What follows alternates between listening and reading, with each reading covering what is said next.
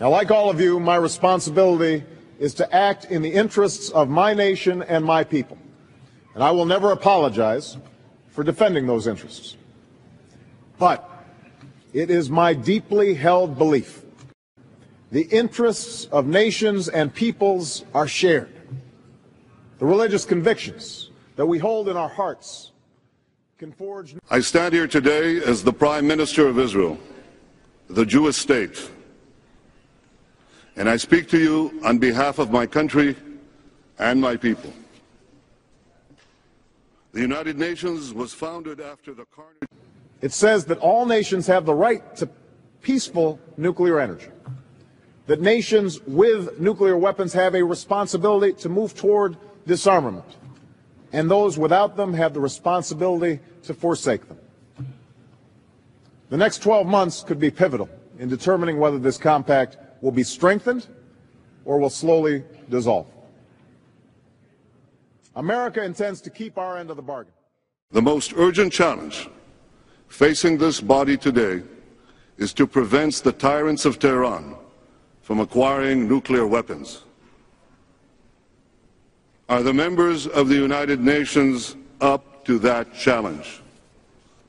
Will the international community confront a despotism? We continue to call on Palestinians to end incitement against Israel. And we continue to emphasize that America does not accept the legitimacy of continued Israeli settlements.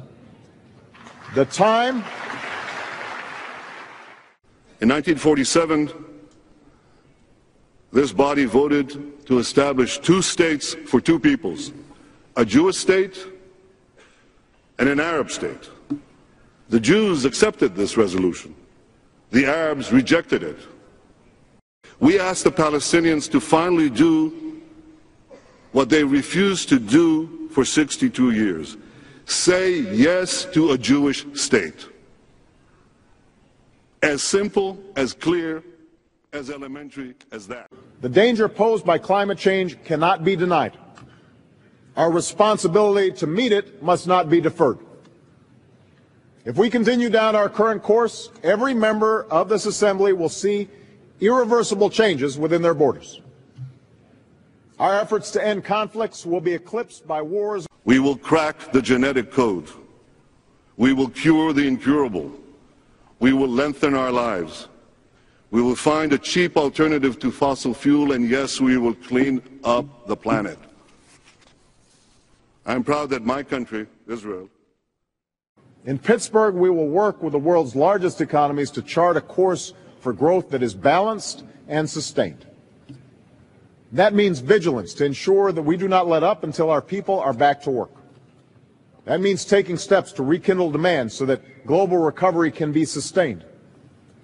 And that means setting new rules of the road and strengthening regulation for all financial centers so that we put an end to the greed and the excess and the abuse that led us into this disaster and prevent a crisis like this from ever happening again. At a time of such interdependence, the struggle against this fanaticism does not pit faith against faith, nor civilization against civilization. It pits civilization against barbarism. The primitivism of the 9th century ought to be no match for the progress of the 21st century. Ultimately, the past cannot triumph over the future. And our future offers all nations magnificent bounties of hope, because the pace of progress is growing, and it is growing exponentially.